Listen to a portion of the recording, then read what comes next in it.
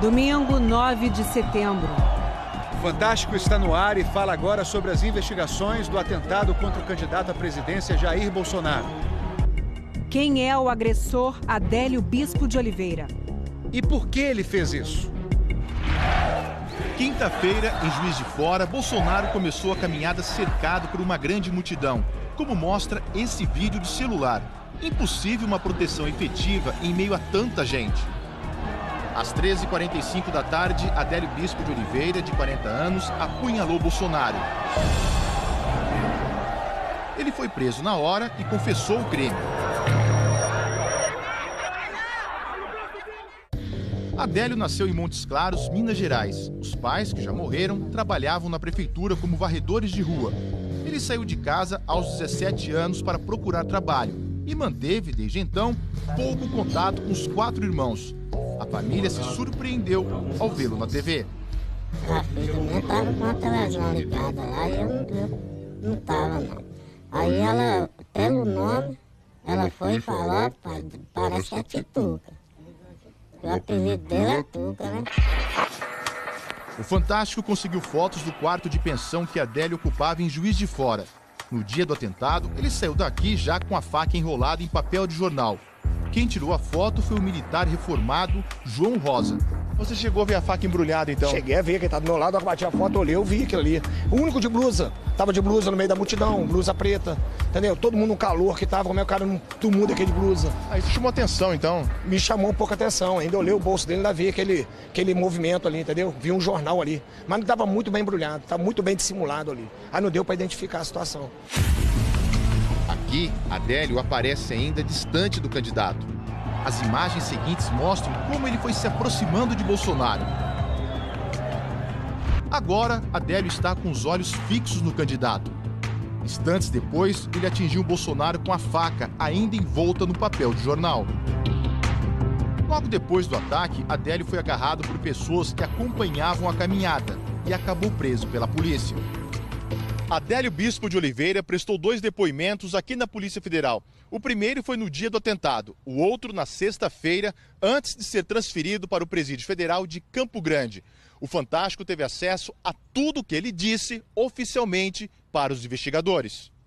Com base nos 2 depoimentos, o Fantástico mostra agora em detalhes a versão de Adélio Bispo de Oliveira.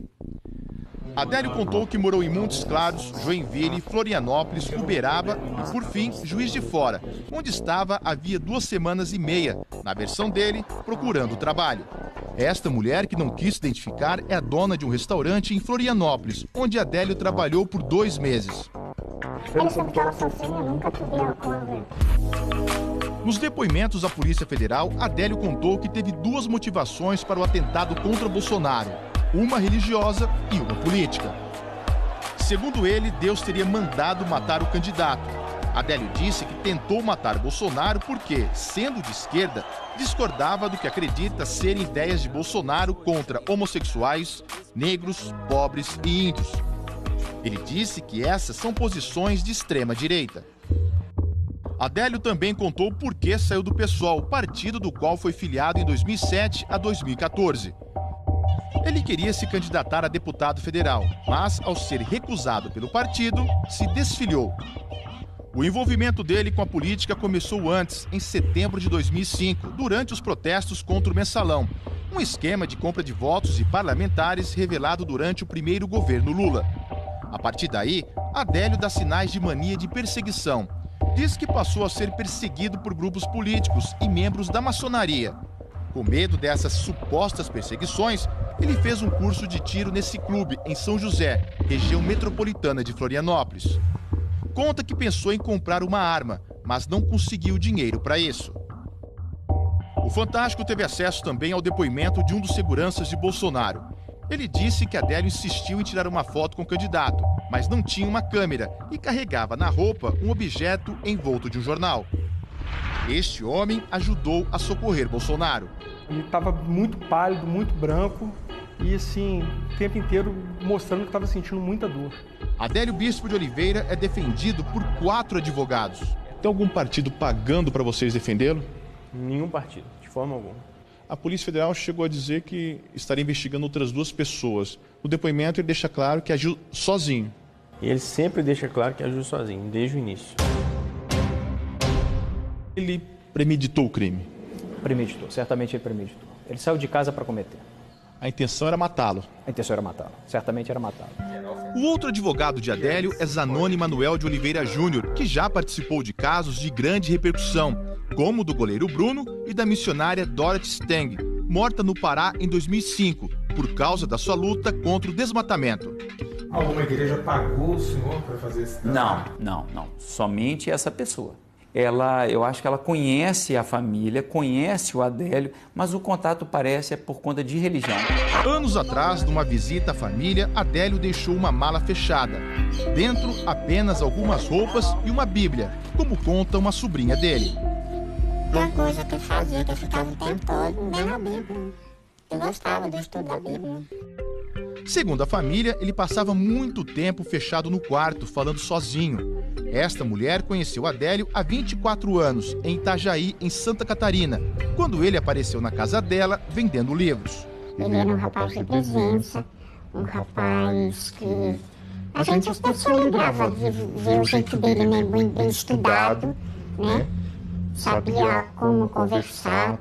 Ela conta que Adélio sumiu por algum tempo e que quando voltou, dizia que ouvia vozes.